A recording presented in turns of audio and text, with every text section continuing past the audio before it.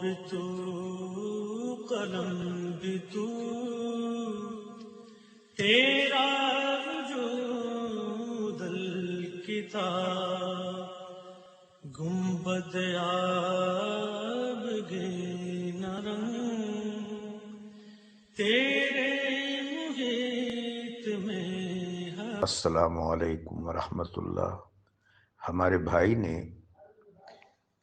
کچھ اشعار کے حوالے سے استفسار فرمایا ہے۔ یہ اشعار بال جبریل میں ہیں۔ بال جبریل متصوفانہ، عارفانہ اور معراج فکری پر مشتمل مجموعہ کلام ہے۔ اس کا نام حضرت کے ذہن میں پہلے نشان منزل متصور ہوا تھا، پھر جب اس کے غامض مضامین پر آپ نے دوبارہ غور فرمایا تو اس کا نام بال جبریل سوچا۔ یہ اشعار ایک نظم میں ہیں جس کا عنوان ذوق و شوق ہے۔ یہ اشعار فلسطین کی سرزمین میں آپ پر ورود ہوئے۔ فلسطین کی سرزمین انبیاء علیہم السلام کی سرزمین ہے۔ انبیاء و رسل علیہم السلام کی سرزمین ہے۔ نبیوں کی علیہم السلام سرزمین ہے، تو وہاں کیفیت بھی بہت دوبالا ہوگی۔ نظریہ حقیقت محمدیہ کے حوالے سے یہ اشعار ایک خاص کیفیت کے متحمل ہیں جو صرف علمی اور خبری طور پر ممکن نہیں ہے۔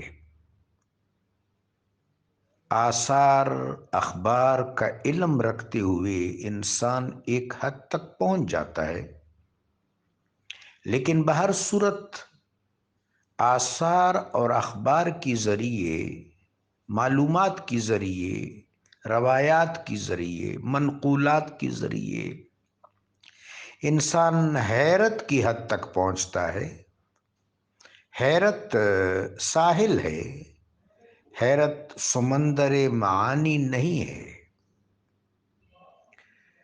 تو یہ جو اشعار ہیں یہ علم سے آگے ہیں، ان کا تعلق مشرب سے ہے، ان کا تعلق مشاہدہ باطن سے ہے، ان کا تعلق ایک خاص عطا سے ہے۔ حضرت اقبال علیہ الرحمہ کے پاس عطا ہے، چھپاتے ہوئے بھی اس عطا کا انہوں نے کئی دفعہ اظہار کیا ہے۔ یہ اظہار ایک خاص انجذابی کیفیت میں انہوں نے کیا ہوگا۔ یہ جو کیفیت اہل معرفت پر القا ہوتی ہے، ان کو نصیب ہوتی ہے بسط کی کیفیت، جس میں ان پر ایک خاص قسم کا ورود ہوتا ہے، ایک بہت ہی وارفتگی کی کیفیت میں وہ بہت کچھ کہہ جاتے ہیں اور اپنے منصب کا اظہار بھی نہ چاہتے ہوئے کر دیتے ہیں۔ یہاں بھی کچھ اس طرح لگتا ہے۔ اس لیے نظریہ حقیقت محمدیہ علمی طور پر معلوم ہے، برہان کی روح سے، دلیل کی روح سے معلوم و معروف ہے، لیکن جو اظہار حضرت حکیم الامت کے ہاں یہاں میسر ہے وہ دلیل برہان سے آگے ہے، اس کا تعلق مشرب سے ہے۔ چنانچہ ذوق و شوق کے عنوان سے آپ نے اشعار لکھے ہیں جو مشربی کیفیت پر دلالت کرتے ہیں۔ وہ مقام جو بزم سرکار رسالت مآب میں، بزم شفاعت میں شاعر کو حاصل ہے، اس مقام کے حامل کی گفتگو ہے، اور اس طرح کی گفتگو وہ شخص کرتا ہے جو دربار کے اندر موجود ہو۔ میاں محمد صاحب رحمہ اللہ تعالی علیہ کے اشعار پڑھے جا رہے تھے۔ لیل پور کی بات آپ کو سنا رہا ہوں، طالب علمی کا دور تھا۔ ہمارے استاد محترم حضرت شیخ الحدیث تاج الدین پانی پتی رحمہ اللہ تعالی وقدس اللہ سرہ العزیز، جو سلسلہ قادریہ کے ایک شیخ بھی تھے، جس وقت اشعار پڑھے گئے، واہ کریم امت دا والی، واہ کریم امت دا والی تے مہر شفاعت کردہ، یہ اشعار ایک خوش الحان شخص نے پڑھے۔ بعد میں حضرت نے جو بات کی، انہوں نے کہا کہ یہ اشعار جس شخص نے پڑھے ہیں وہ دربار کے اندر کھڑا ہے، یہ اس شخص کے اشعار نہیں ہے جو دربار سے باہر ہے، یہ بالکل دربار کے اندر داخلہ پانے والا، اجازت دیا جانے والا ایک شخص جب دربار کا تنتنا دیکھ رہا تھا، شان و شوکت دیکھ رہا تھا، تصرف و اختیار دیکھ رہا تھا، تو اس شخص نے اشعار پڑھے، واہ نصیب تنہا، واہ نصیب، واہ کریم امت دا والی تے مہر شفاعت کردہ، موسیٰ خضر نقیب انہاں دے تے اگے بجھن راہی۔ بہر صورت یہ اشعار بھی دربار کے اندر کا شخص کہہ رہا ہے، لوح بھی تو، قلم بھی تو، تیرا وجود الکتاب، گنبد آبگین رنگ تیرے محیط میں حباب۔ یہ تعین اول، نور اول، سانحہ اول کی تبسیط بیان ہو رہی ہے۔ جب رب جلیل نے ہاہوت سے نظر فرما کر نظر محبت لاہوت کی وسعتوں میں یعنی اعیان ثابتہ میں حبیب پاک علیہ الصلاۃ والسلام کو محبوب فرمایا اور آپ کے صدقے اس کائنات کی تخلیق کا ارادہ فرمایا، اپنے ارادے کے ظہور کا تہیہ فرمایا، یہ لاہوت میں میرے آقا و مولا علیہ السلام کی محبوبیت ہے۔ پھر جب کن کا صوت سرمدی بلند ہوا تو سب سے پہلے نور اول، سانحہ اول، تعین اول، جوہر اول یعنی حقیقت محمدیہ، جوہر محمدیہ نے ظہور فرمایا۔ اب نور اول کی جو تبسیط ہے اس کا ذکر حضرت اقبال کر رہے ہیں۔ یہ روایت موجود ہے سیدنا عبداللہ ابن عباس رضی اللہ تعالیٰ عنہ کے تفسیری رشحات کو حافظ جلال الدین سیوطی رحمہ اللہ نے مقیاس النور میں جمع کیا ہے۔ سیدنا حبر الامہ فرماتے ہیں کہ اس جوہر اول یعنی جوہر محمدی سے، نور اول کی تبسیط سے پھر لوح، قلم، کتاب، زمین و آسمان، یہ سارا عالم بالا اور عالم سفلا وجود میں آیا۔ میرے آقا و مولا علیہ الصلاۃ والسلام کی نور کی تبسیط ہے، نور سے عبارت ہے، نور کی رہین منت ہے۔ یہ روایت موجود ہے، سقہ روایت۔ اب اس میں اوپر کا جو مصرع ہے یہ عالم معانی پر دلالت کرتا ہے کہ عالم معانی بھی آپ صلی اللہ علیہ وسلم کی نور کی تبسیط ہے، اور نیچے کا جملہ عالم محسوس، عالم مشہود پر دلالت کرتا ہے جس میں آسمان کا ذکر ہے۔ لوح بھی تو، قلم بھی تو، تیرا وجود الکتاب، گنبد آبگی نرنگ تیرے محیط میں حباب۔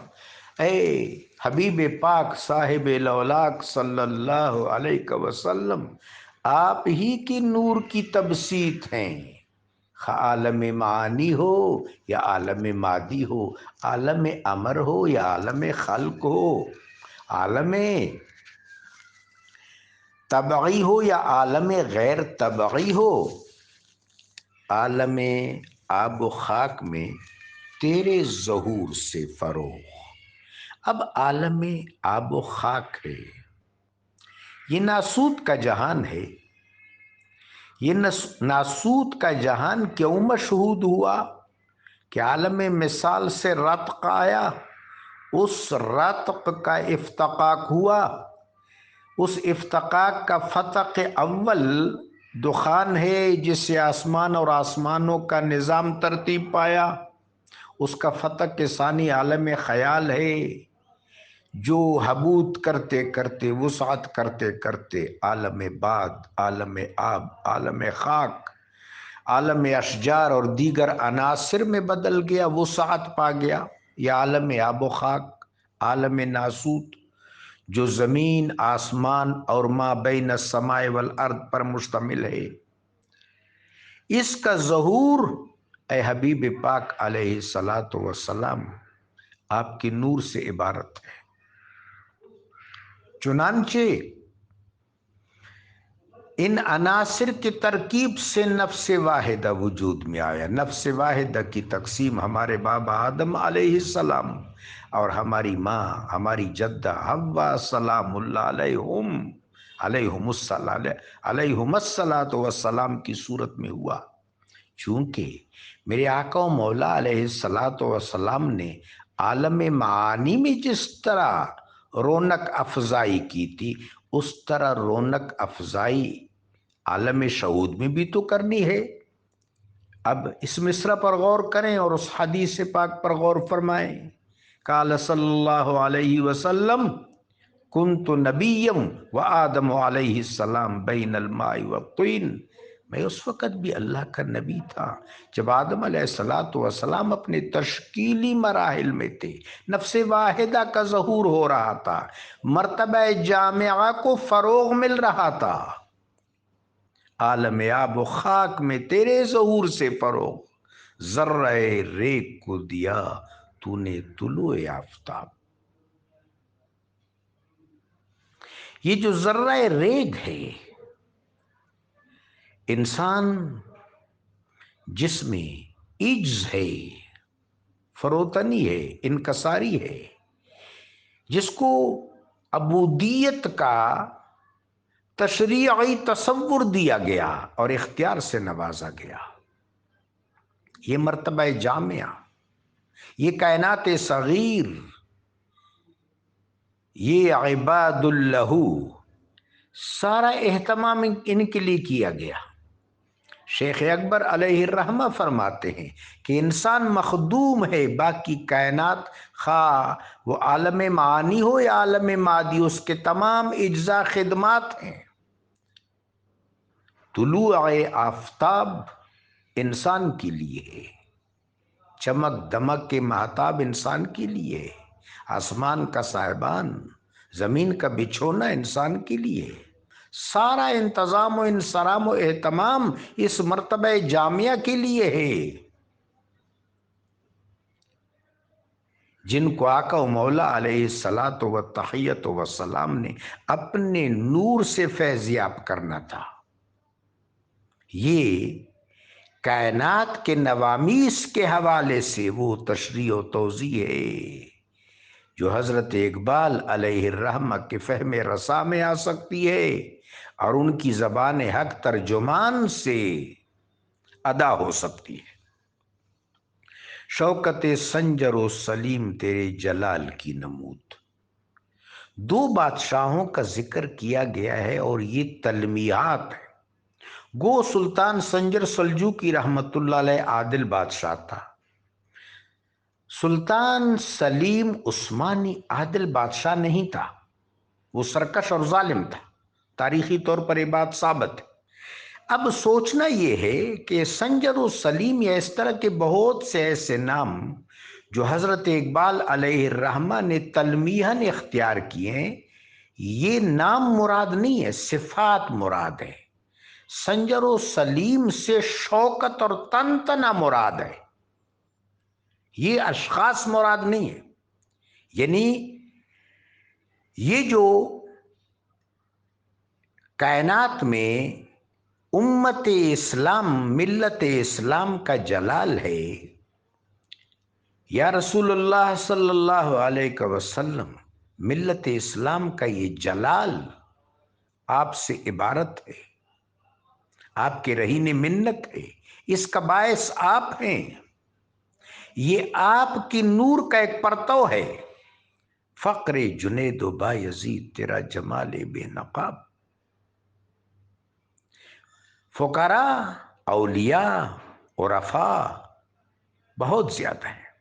دو ہستیوں کا نام لیا گیا، حضرت جنید سید الطائفہ امام الواصلین فی رب العالمین، حضرت بسطام تیفور بن عیسیٰ رحمہ اللہ کا نام لیا گیا.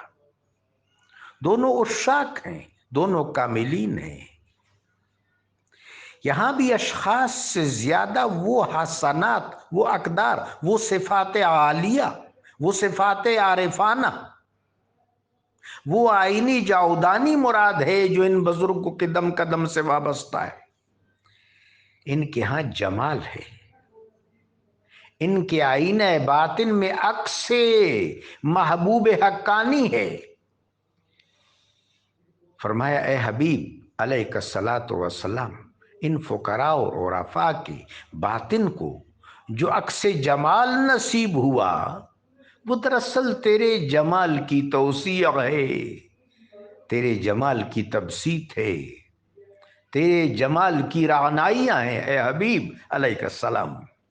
شوق تیرا گر اگر نہ ہو میری نماز کا امام، میرا قیام بھی حجاب، میرا سجود بھی حجاب.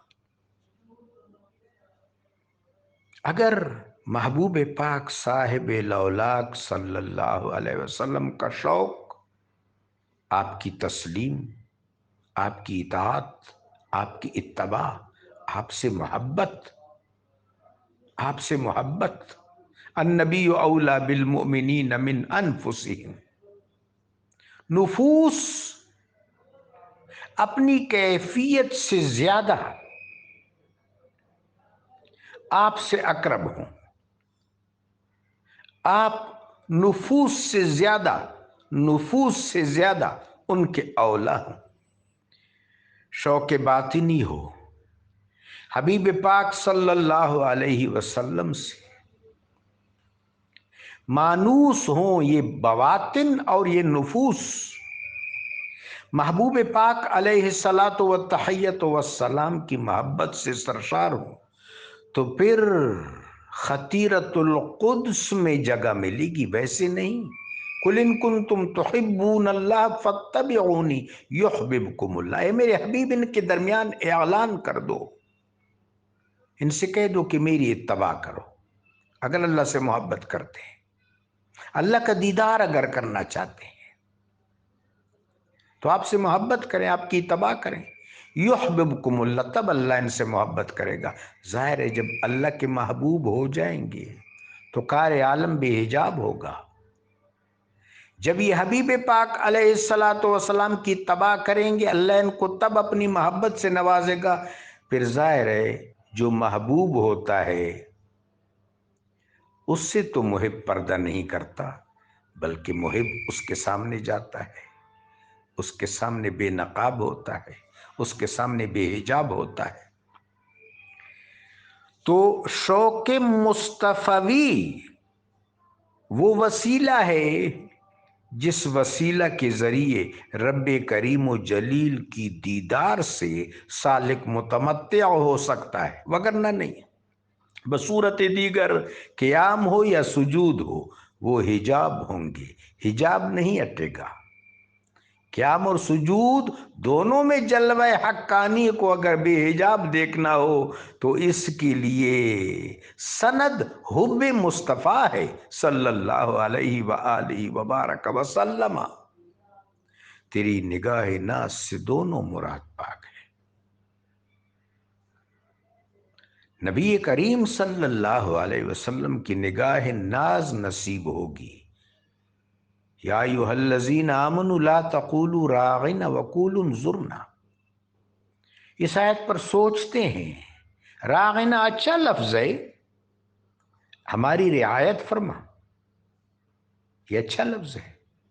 معاملہ صرف یہ نہیں ہے کہ یہود راعینا کہتے تھے، اس کا تدارک تو یہ ہے کہ صحابہ اکرام سے فرمایا جاتا، اس عصر کے لوگوں سے فرمایا جاتا کہ راعنا صحیح طرح کہو، بے ادبی نہ کرو. اس لفظ کو ہٹا دیا، لا تقولوا راعنا وقولوا انظرنا. راغنا تو ریسٹریکٹڈ ہے، جو دربار میں بیٹھا ہے وہ راغنا کہے گا، انظرنا کے لیے کوئی قید نہیں ہے، کوئی حد نہیں ہے۔ یہی تو فلسفہ ہے اس آیت میں، لا تقولوا راغنا وقولوا انظرنا، میرے حبیب سے راغنا نہ کہو، آپ کی توجہ پاک حاصل کرنے کے لیے انظرنا کہو۔ انظرنا کو دوام ہے۔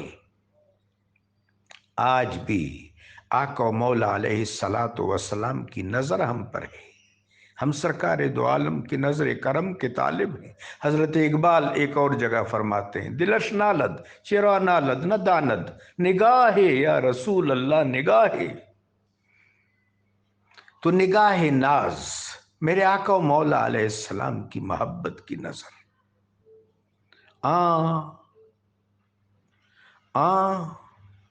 چشم لرزاں لرزاں دو عالم، زلف برہم برہم نظام، نگاہ ناز۔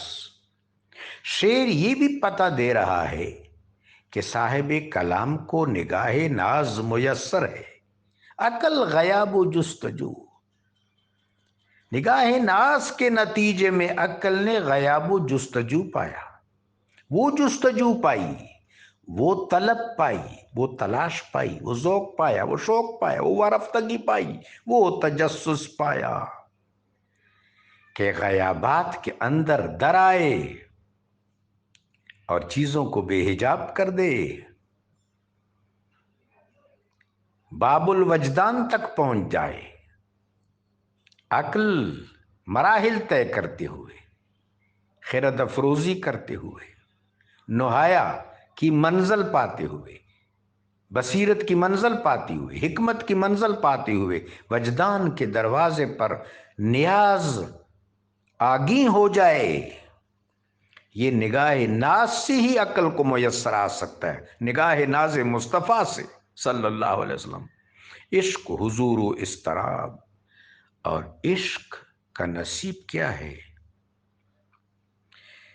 عقل غیاب و جستجو، نگاہ ناز سے عقل کو جستجو ملتی ہے، اور جستجو کے نتیجے میں وہ غیاب تک پہنچتی ہے، اور عشق مضطرب ہو کر نگاہ ناز سے حضوری پا لیتا ہے۔ اللہ تبارک و تعالی ہمیں حضوری عطا فرمائے۔ یہ حضوری حضور صلی اللہ علیہ وآلہ وبارک وسلم کے صدقے مل سکتی ہے۔ جزاکم اللہ۔